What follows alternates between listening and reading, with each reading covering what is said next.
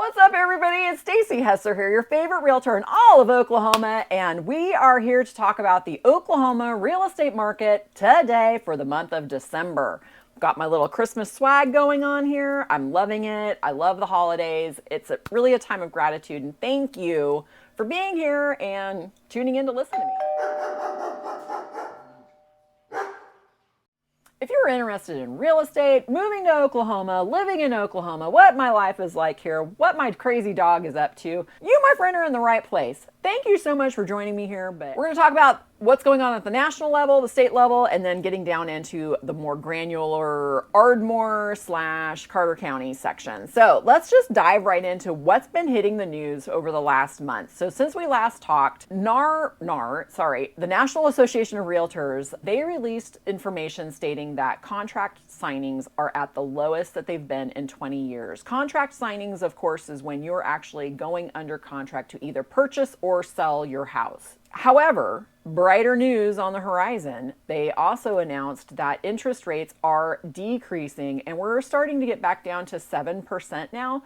And bear in mind, over the last 50 years, the average interest rate during that time frame, if you averaged all of the interest rates for the last 50 years, it was at 8%. So we're still actually below the average for that point, but this does include interest rates when they had hit 20%, which we hopefully will never, ever, ever see days like that again. But if you can buy instead of rent, do so, even in today's market. This isn't just me talking, okay? This is Barbara Cochran talking.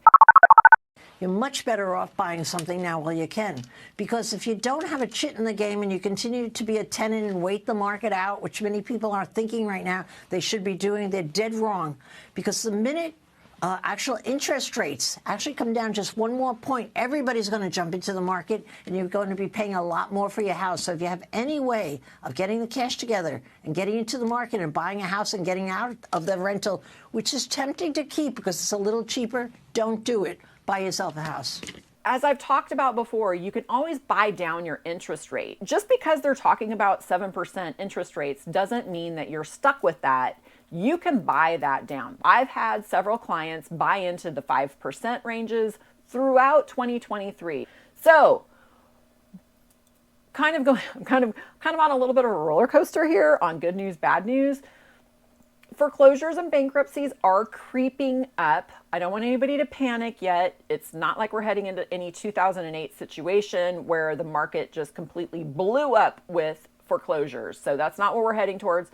It is a gradual increase, which is kind of good news. I mean, I hate saying it, it's kind of a normal thing to have foreclosures and bankruptcies be filed, but we're definitely moving out of those forbearances from COVID, and those are now hitting the market. So I don't know, maybe I feel like we're kind of sort of getting back to a little more normal, maybe. We'll see. But getting into what's going on in the state of Oklahoma. I told you guys last month that Ardmore's Michelin plant announced that they were going to be closing. So we actually hit the state news. This is a big deal. This isn't just a big deal for Ardmore. This is a big deal for the state of Oklahoma. So they did announce the organization of a rapid community response program. And what this rapid community response program is going to be doing for Ardmore is providing resources for anybody that's going to be displaced from losing their job from the Michelin closure. So, and it's not really a closure, it's just it's a very large layoff. There's a small portion of people that will continue to stay there, but it's only 100 and they're laying off about 1,400 people. This layoff is, of course, going to be transpiring over the next 2 years, and we are not really seeing any results from this yet, as we'll get into those numbers here in a little bit. But anyways, the state of Oklahoma has the Oklahoma Housing Finance Agency, also called OFA, OHFA. This is a down payment assistance program that is what I've traditionally known it as, but they've received money, $215 million, and they've been asking for a lot of public input on what to do with this money. So they've boiled it into 3 little buckets or large buckets. So the first bucket is for new construction for single family housing units or SFH units. That would be for purchase. The second would be kind of more for investors, not necessarily developers, that are wanting to build homes to rent. So one to buy, one to rent, and then the third bucket is for down payment assistance. Good news, and I feel that this will really be a boost to our housing market again. As I show you for Carter County, please let some of this money come to Carter County. That'd be awesome. But yeah, as I've complained about before, we don't have any new development, and lo and behold, the numbers for October still show that we have no new permits for new housing here. Yeah. Anyway, let's talk about our real estate market. So I belong to the Tulsa MLS. Tulsa MLS strangely covers just about the entire eastern portion of the state. I-35 runs right down the middle, and it's basically a dividing point between Tulsa MLS and just about anybody else. You do have the Oklahoma City Metro in there, which we are not a part of, but it does cover a very large portion of the state. So looking at the data for Tulsa, let's get into this. So let's look at the average sales price. Sales price, average. I have a fly, sorry about that. I have a fly that's just, I don't know why it's totally hanging out with me. It's like, dude, we are not friends. Just leave me alone. But anyway. So average sales price in the Tulsa MLS overall is sitting at $279,000 plus change. And where we were a year ago would have been at $260,000 plus change. Still a very healthy increase of 7%. Good news for people looking to sell.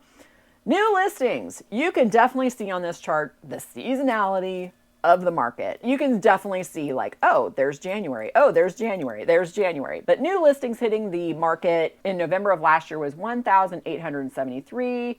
Last year we had 1,820. Kind of even Steven. It'll be interesting where we bottom out at completely. But you can see that the bottom typically hits in December because people usually don't want to sell during the holidays. Total homes for sale, we are on a gradual rise. We are adding to our inventory. We are now at 4,981 versus 4,508. So an increase of 10%. Pending sales, you kind of see that seasonality hitting again. November of this year, we had 1,257 versus 1,262. No, sorry, 82. I'm even wearing my glasses, sorry. Closed sales, actual closings, so people getting the keys to the house. Overall, we've got 1,307 versus 1,422. So a decrease, interestingly, on the closed sales. Days on market, whoop, whoop, whoop. You can see as that inventory starts to increase that the days on market increase too. Let me get a little sippy sip. Average days on market, 52 days. November of 2022, average days on market were 36. So that is an increase from 36 to 52 of 44%. Let's take a look at Carter County, which is the county that Ardmore is in. Average sales price for Carter County. We've got a little bit of whoop, whoop, whoop going on. So our average sales price right now is at 216 plus change. And in November of last year, we were at 197. So we're still seeing a pretty healthy increase in our average home prices of 9%. So that's good.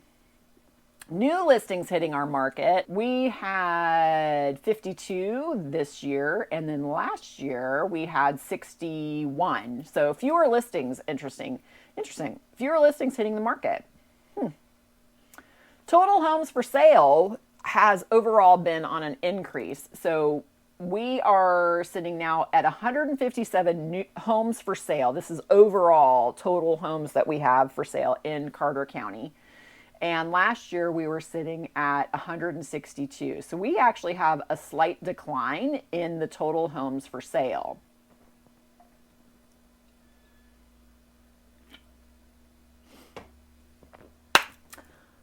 Pending sales, people that have actually put in a contract on a home to purchase it. So seller has a home to sell, buyer says, I want to buy it. We are going under contract. That is a pending home. In November of this year, we had 37. And November of last year, we had 30. So just a handful more pending sales, but closing sales is down. So total homes closed in the month of November was a whopping 27 homes sold. That's where the buyer actually gets the keys. And in November of last year, we had 44. So quite a dramatic decrease. That's a decrease of 38%. Days on market. November of last year, we had 40. This year, we have 61. So that is an increase for average days on market of 50%, just over 50%. So quite a change on that. So let's look at some of the economic indicators for Ardmore. You guys know I love looking at this stuff, so let's check it out. So where are we in Ardmore? This is, of course, a publication from the Ardmore Chamber of Commerce. They publish these numbers every single month. There is a little more of a delay on this. These are numbers from October, not November. But anyways, the retail sales is just starting to dip below where we were in 2022. Again, just talking back on the beginning on how the economy is starting to cool off a little bit. We too are starting to see that locally. Unemployment rate. We have a change of a fraction of a percent, but it'll be interesting to be watching this number as Michelin starts to work through their closure. I shouldn't say closure, but their layoffs. They are not closing. They're just laying off a significant portion of their staff. So it'll be interesting to see how the unemployment plays out through this and how much of an increase we're going to be seeing. They say that it's going to be phased over the next 2 years. I'm not sure what that plan is. Last but not least, we've got building permits. Oh, my all-time favorite to always talk about. So the city of Ardmore issued 39 building permits, which were for renovation projects. No new construction for Ardmore. But I do want to emphasize there's a lot of things still happening around Ardmore.